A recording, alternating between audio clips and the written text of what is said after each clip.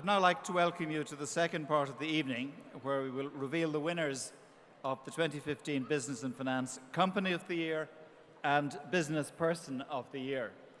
And do continue to enjoy your dinner. Consider yourselves at a dinner party where we will always keep talking anyway. So let's look at it like that.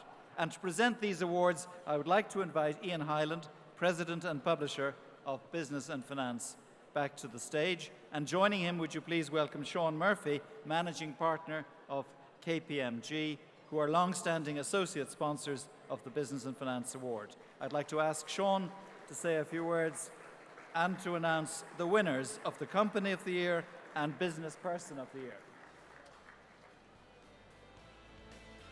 Okay, thank you, John.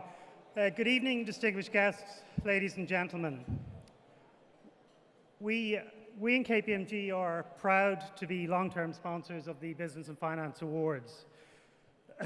As we've heard, these awards celebrate excellence in business leadership, and in more recent years, they celebrate outstanding leadership in civil society. We see in those shortlisted for the Business Awards tonight an ability to stay the course, to lead through change, to grow and to expand their businesses. And all of those we honour have demonstrated outstanding leadership, the single most important factor in business success. The last 8 years have shown us the importance of leadership and of government and business having a common purpose and being resilient. And they've shown us the importance of government and business staying the course. As we come to the end of 2015, we can see the fruits of that common purpose, that resilience and that staying power. We see it in our economy that's growing strongly, employment creation accelerating, and our public finances heading in the right direction. And we, the business community, both domestic and foreign-owned, together with brave and determined political leaders and public servants, we have all worked hard to create a renewed sense of confidence in our shared future. We, the business community, can and should take collective pride in our contribution to society. Pride in the many high-quality jobs that we create and everything that flows from that. And as well as being proud of our contribution, we, and I think that's all of us, we need to ensure that our voice is heard in the forthcoming debate about policy and policy choices. And for that to happen, we need to engage. We need to engage appropriately and with respect for differing views, but we need to engage. Indeed, we need to lead. We need to articulate the case for a pro-business enterprise.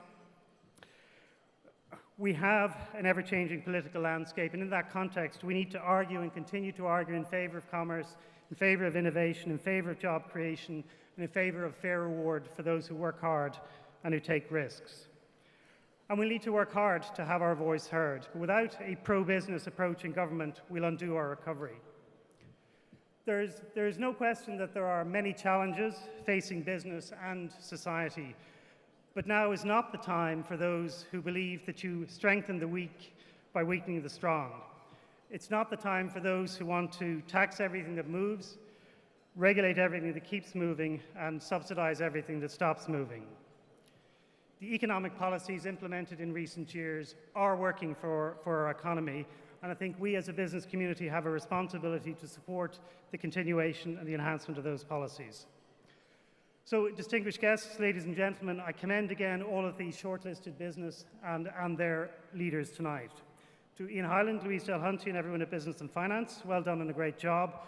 And also thanks to my colleagues at KPMG. I also want to acknowledge my fellow judges, and in particular our chair, Professor Francis Ruan. And finally, and importantly, ladies and gentlemen, I want to thank each of you for being here this evening, for helping us to recognize in great numbers fantastic achievement and great leadership in Irish business and in civil society. So on that note, it gives me great pleasure to introduce the shortlist for the Business and Finance 2015 Company of the Year Award.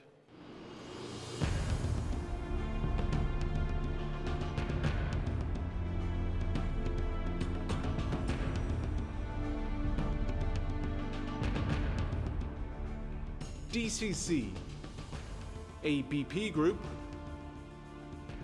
Actavo, Aer Lingus, Applegreen,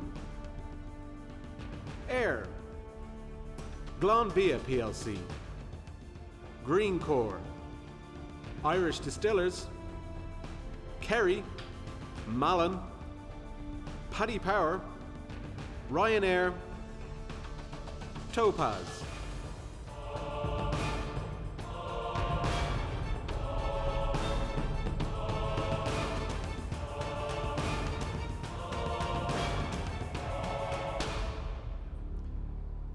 Ladies and gentlemen, the winner of the Business and Finance 2015 Company of the Year is the Kerry Group.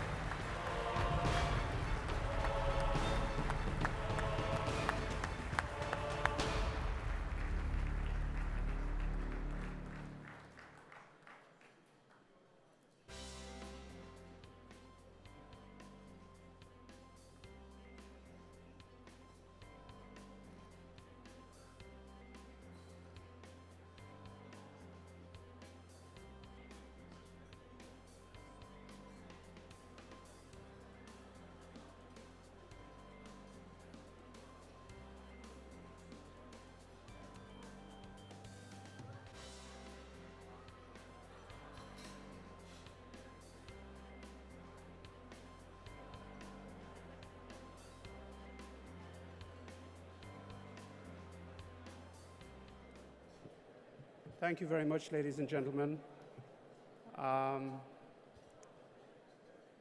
What an honor. This is a surprise. We're delighted that we were even considered for Company of the Year, and it's an honor to be nominated as the winner. I'd like to accept it on behalf of my colleagues, all our stakeholders, and our board members, some of which are here this evening. And it's a great endorsement as an employee and for all our employees in terms of what Kerry has done and continues to do.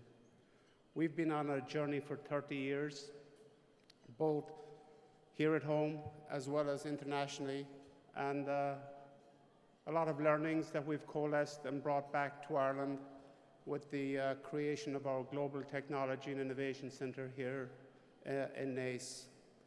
And for us, that is the incubator of the future of the organization in terms of what we're about, what we're trying to achieve through science, technology for food, beverage, and the pharmaceutical industries.